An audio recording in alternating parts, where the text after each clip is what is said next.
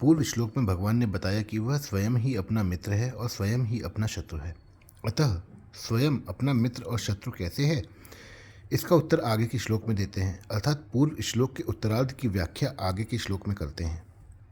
बंधुरात्मात्मनस्तस्य येनात्मैवात्मना जितः अनात्मनस्तु शत्रुत्वयि वर्तेतात्मैव शत्रुवत्। जिसने अपने आप से अपने आप को जीत लिया है उसके लिए आप ही अपना बंधु है, और जिसने अपने आप को नहीं जीता है ऐसे अनात्मा का आत्मा ही शत्रुता में शत्रु की तरह बर्ताव करता है। व्याख्या। बंधुरात्मात्मनस्तस्य येनात्मैवात्मना जितः। अपने में अपने सिवाय दूसरे की सत्ता है ही नहीं, अतः जिसने अपने में अपने सिवाय दूसरे अर्थात शरीर, इंद्रियां, मन, बुद्धि आदि की किंचन मात्र भी आवश्यकता नहीं रखी है, अर्थात असत पदार्थों के आश्रय का सर्वथा त्याग करके जो अपने सम स्वरूप में स्थित हो गया है उसने अपने आप को जीत लिया है। वह अपने आप में स्थित हो गया। इसकी क्या पहचान है? उसका अंतःकरण समता में स्थित हो जाएगा, क्योंकि ब्रह्म निर्दोष और सम है। उस ब्रह्म की निर्दोषता और समता उसके अंतःकरण पर आ जाती है।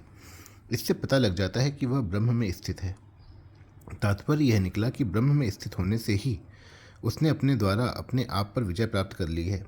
वास्तव में ब्रह्म में स्थित जो नित्य निरंतर थी ही, केवल मन, बुद्धि आदि को अपना मानने से ही उस स्थिति का अनुभव नहीं हो रहा था।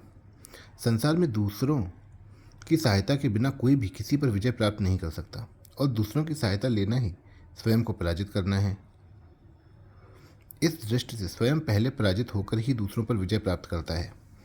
जैसे कोई अस्त्र शस्त्रों से दूसरे को पराजित करता है तो वह दूसरों को पराजित करने के लिए अपने लिए अस्त्र शस्त्रों की आवश्यकता मानता है, अतः स्वयं अस्त्र शस्त्रों से पराजित ही हुआ। कोई शास्त्र के द्वारा, बुद्धि के द्वारा शास्त्रार्थ करके दूसरों पर विजय प्राप्त करता है तो वह स्वयं पहले शास्त्र और बुद्धि से पराजित होता है, और होना ही पड़ेगा।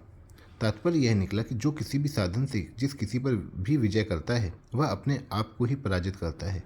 स्वयं पराजित हुए बिना दूसरों पर कभी कोई विजय कर ही नहीं सकता, यह नियम है। अतः जो अपने लिए दूसरों की किंचन मात्र भी आवश्यकता नहीं समझता वही अपने आप से अपने आप पर विजय प्राप्त करता है, और वही स्वयं अपना बंधु है। अनात्मनस्तु शत्रुत्वयि वर्तेतात्मैव शत्रुवत्। जो अपने सिवाय दूसरों की अर्थात शरीर, इंद्रियां, मन, बुद्धि, धन, वैभव, राज्य, जमीन, घर, पद, अधिकार आदि की अपने लिए आवश्यकता मानता है वही अनात्मा है। तात्पर्य है कि जो अपना स्वरूप नहीं है, आत्मा नहीं है, उसको अपने लिए आवश्यक और सहायक समझता है तथा उसको अपना स्वरूप मान लेता है। ऐसा अनात्मा होकर जो किसी भी प्रकृति पदार्थ को अपना समझता है वह आप ही अपने साथ शत्रुता का बर्ताव करता है। यद्यपि वह यही समझता है कि मन, बुद्धि आदि को अपना मानकर मैंने उन पर अपना आधिपत्य कर लिया है, उन पर विजय प्राप्त कर ली है, तथापि वास्तव में वह खुद ही पराजित हुआ है। तात्पर्य यह निकला कि दूसरों से पराजित होकर अपनी विजय समझना ही अपने साथ शत्रुता का बर्ताव करना है। शत्रुत्व कहने में भाव यह है कि जो अपना नहीं है उससे मैं और मेरापन का संबंध मानना अपने साथ शत्रुपने में मुख्य हेतु है। इससे यह सिद्ध हुआ कि स्वयं प्रकृति जन्य पदार्थों के साथ अपना संबंध स्थापित कर लेता है। यहीं से शत्रुता शुरू हो जाती है। मनुष्य प्राकृत वस्तुओं पर जितना जितना अधिकार जमाता चला जाता है उतना उतना वह अपने आप को पराधीन बनाता चला जाता है। उसमें भी वह मान, बड़ाई, कीर्ति आदि चाहता है और अधिक से अधिक पतन की तरफ जाता है।